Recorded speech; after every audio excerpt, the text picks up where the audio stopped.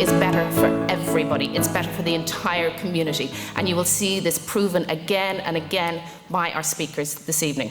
Now, I'm going to stop talking because you're not here to listen to me. What I'm going to do now is I'm going to invite on stage the co-founder of MySpecialNeeds.ie, Tommy Boyle, who's going to just tell you how hard he and his wife have worked to bring you this wonderful evening here this evening.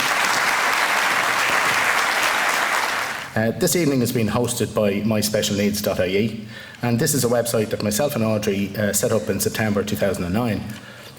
We set the site up to advocate for the best possible education for our son Michael, and also to advocate for other people with special needs, and also to highlight various other special needs issues. Our son Michael is a boy of 6 years of age who is profoundly mentally and physically challenged, and whose disability to date has been undiagnosed. Securing the appropriate educational environment for Michael has proved to be extremely difficult, time-consuming, energy-sapping, and at times soul-destroying. Thankfully and luckily for us, Michael now attends our local national school in Lusk. Thanks to the enlightened Board of Management, together with a forward-thinking principal in Paul Comiskey and a host of very gifted teachers, including Liz Scott and Irene O'Boyle, Michael was accepted into the school in September 2009. Doing the right thing is not always the easiest thing to do, but it is always the right thing to do. And shortly we'll see a short film showing Michael enjoying a typical school day, filmed in June of this year. In March of this year, I posted a blog on the My Special Needs website about 3 special needs films that had garnered good reviews. And the following morning, I received an email from Dan Habib, the maker of one of those films, which is called Including Samuel. Dan thanked me for mentioning his film on my blog and asked if there would be a group or groups in Ireland interested in hosting a public screening, and suggested that himself and his wife would come along to the hosting. We decided to augment Dan's wonderful film, Including Samuel, with both Irish and English perspectives on inclusion. The Irish perspective is in the form of a short film of our son Michael in his school in Lusk, and this is produced by FCTV's Dave Byrne. And Dave is a man of great conviction and integrity. He has produced a delightful film of which we're all very proud.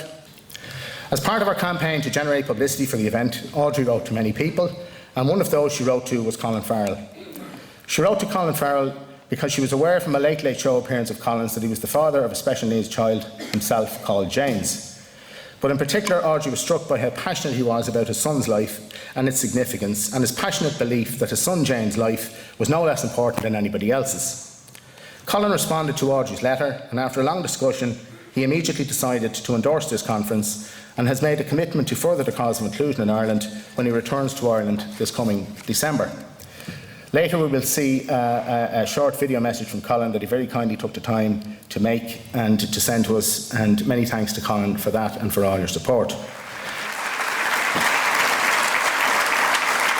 Now, what I'm going to do now is I'm going to invite Paul Comiskey, who is the principal of Lusk National School, and that's the school that Michael attends. Good evening, ladies and gentlemen. As Carol said, I'm the principal of Lusk National School, where Michael attends. And in some ways I feel a little bit of a fraud standing up here, because really I don't speak for any organisation, I just speak for an ordinary community national school, and that's how we see ourselves. We have 670 children attending the school from 26 different nationalities, 12 creeds, and many children who have special needs. And we feel that we are a community school, so when Audrey first came to us, what we said is, look, we will do our best to cater for any child in the community, and we will see how it goes. And really that's where it started. Resources are crucial. For this to work, resources must be put into ordinary community schools. Inclusion will not happen just with the commitment of parents or just with the commitment of staff. It must have the support of central government. So I hope you enjoy the video.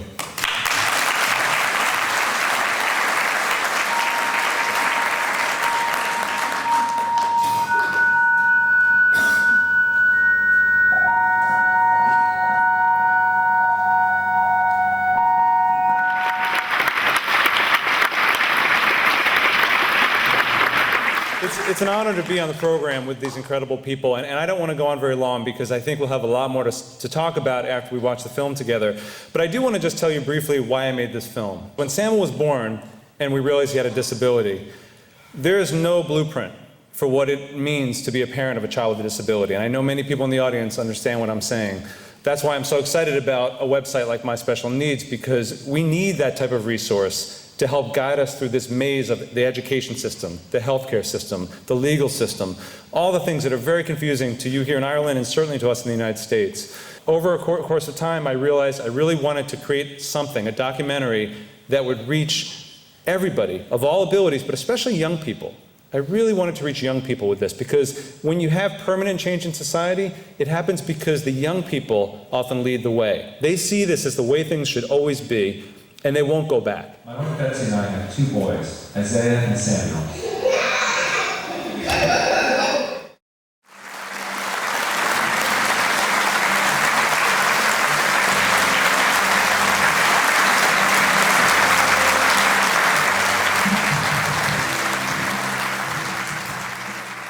As you walked in here this evening, there are some signs up in the hall that are direct quotes from the Salamanca Statement. And the Salamanca Statement is a statement that I recommend you all download from the internet, because it is a powerful piece of work.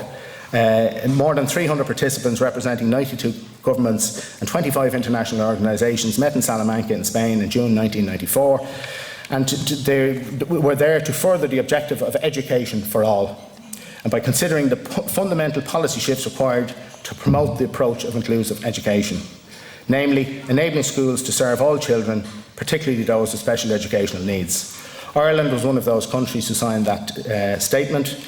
It states that those with special educational needs must have access to regular schools, which should accommodate them within a child-centred pedagogy capable of meeting these needs.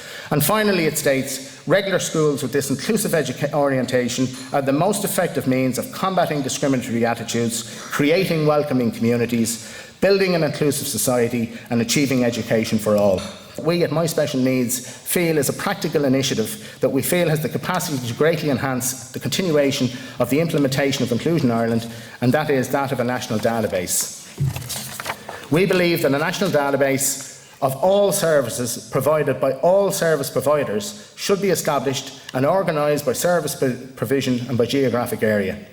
And the concept is not dissimilar to the current national databases that exist with regards to houses available for sale and cars available for sale, such as myhomes.ie or CarZone, so that people throughout Ireland could ascertain within seconds what services are currently being provided in their area and by whom. Tonight is a celebration of inclusion.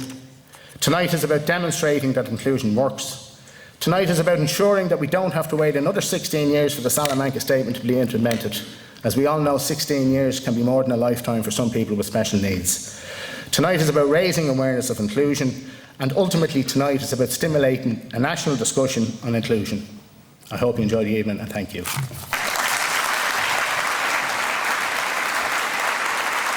The Constitution doesn't say we treat all children equally except children with significant needs. It's just there are certain priorities that we as a nation and we as a people have to shift our gaze towards.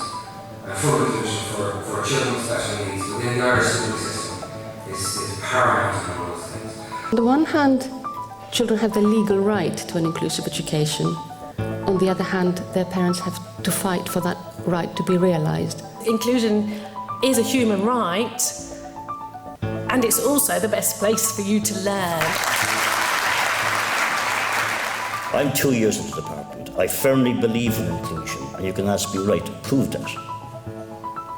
I make the point that shortly after coming into the department, I realised there are 633 groups who represent disabilities throughout the country. At this point, I know their needs. And one absolute definite need they make to me is the whole issue of people having choice. And when I talk in terms, or think in terms of the very fact that the government provides 1.6 billion into the whole disability sector and $1 billion into special education, I'm too well aware that doesn't satisfy the need. Absolutely. Within 3 months of coming into the department, I very quickly realised, and God knows you wouldn't need huge intelligence to realise this, that the demands were growing and the resources were decreasing, or at least remaining still. And in that context, I've initiated a value for money review. This value for money review is due in to me inside the next 3 to 4 weeks. It doesn't just deal with the issue of funding, it deals with the policy issues. And I've learned over the last 15 months, and it's not as if I'm making it up because I'm here this evening, because quite clearly this work is going on, and I'm sure people in the audience will be aware of that. And the whole issue is to try to ensure that people with special needs and people with disabilities have that freedom of choice. And part of the, as it were, the writing instructions for those who were on the review, and let me make it clear as well, to ensure that government wasn't being cute about siphoning off money, I insisted that 2 people representing the disability sector would be on that review. I think it's also important to say that the commitment given when I announced that review in the press release would be that whatever we save in that sector will remain on disability. It's not just enough for government to provide funding, choice must also be allowed for people who use that, and that's the commitment in the policy review. Whoever is making or driving this on, this will be the policy, I would say, into the future. And I'm talking about the value for money review coming in this year. I remember there's only about 2 months left in this year. The second commitment I'm making is this, that the whole notion, often brought to my notice by the Centre for Independent Living throughout the country, again about the need for real choice. And I'm thinking and talking in terms of bringing before government before end of this year the whole notion of individualised payments, or indeed as they're called, direct payments, to allow people to buy choice. And another model, rather than traditionally going the old ways of delivering the service. I met some time ago with Dr. Bernie Fay from the Midlands, and she's proposing the whole notion of fostering, as it were, where people would go out to live in the homes of families, people with disabilities, to ensure that they have a far better quality of life. And rather than thinking that I'm making it up as I go along, it's very important also to say here this evening, the whole notion of people living in congregated settings, or the old settings of years ago, that piece of work, that draft report is now aimed at us, and the whole contention and proposal of government is to ensure that people heretofore had little choice, and it's by way of us funding that. Emily spoke in the video a while ago about mental health issues. And let me say, it has been very obvious to me in my part of the department dealing with mental health, the whole issue referred to again, about stigma, about inclusion, indeed about exclusion. Unless we, at the national level, could drive forward change to eliminate that stigma, to make sure people could recognise the very fact that mental illness should be treated the same as physical illness, to make sure that employers and indeed service providers and indeed our neighbours all should recognise that people who may have it presented at one time in life should not be excluded. And in that context, I always promised that I would deliver a campaign nationwide called Sea Change. Thankfully, we're on the road doing that. And I've selected 36 towns before Patrick's Day to drive that. So far, we have done Ennis, Limerick, Tipperary and Mayo. And I can say to you, the public meetings where over 300 people come out. The agenda is simply this: inclusion and recognising the whole notion of mental illness and delivering the inclusion package. And the whole underlying commitment for me publicly has been, and I'm sure you'll have an AGM, please God, and be back again, and people will say, well, look, you made this point last year, as someone referred a while ago what Pat O'Keefe said last year, and that's what this is all about. And it's so important we tie ourselves down to commitment. So I want to give a few here. First of all, I think it's important for you to buy in and believe that the value for money review and the policy review can drive change and inclusion. Inclusion will come by way of the very fact that we will then move to the next step of direct payments or individualised payments, where people themselves with disabilities or special needs can buy in their own services. And I think that's already in the UK, in some places, not all universal, but it's happening, and it's not the answer that everyone is part of it. The third commitment would be by way of the home caring. All of that is done for one reason. Whatever is saved in that sector will be saved within the disability sector, the special needs, to ensure that we provide for frontline services.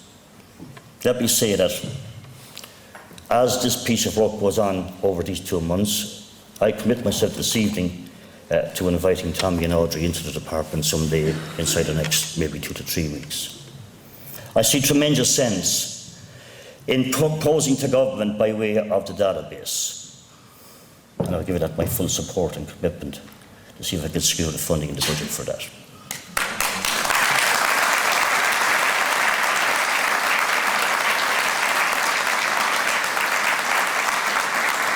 I fully acknowledge the fact that we have to change our ways. The same as people in the video this evening recognise that change must come from a technological background, and what change has come from there. And we in the department also must change our mindset.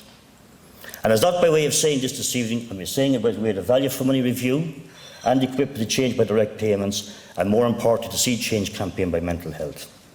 And I think it's fair to say that also part of this must be changed for people in the other side of the Department of Mental Health, who have talked publicly and openly about the need to transfer from the old community settings, and we're doing that with our capital programme. I'm pleased to say, without going into detail about that, that some of the commitments we made last year by way of saying at least for 6 new developments, sites turned, sods turned, developments going on, to say that we're moving that process along. Over the last number of months, what I've put in place will drive forward inclusion, and more importantly, and this is the point I want to try to get out, I'll not be able to find new or extra money. That's not to say for a minute that we cannot provide services that are far better for people, provided they have a right of choice. The challenge for me is to retain the level of funding that I had in last year's budget. And the ongoing challenge is to ensure that what proposals we bring forward from our various reports and value for money reviews and the commitments by way of how we fund directly people, that is how we bring about change, and that is how I dare say we'll have inclusion for everybody. Thank you.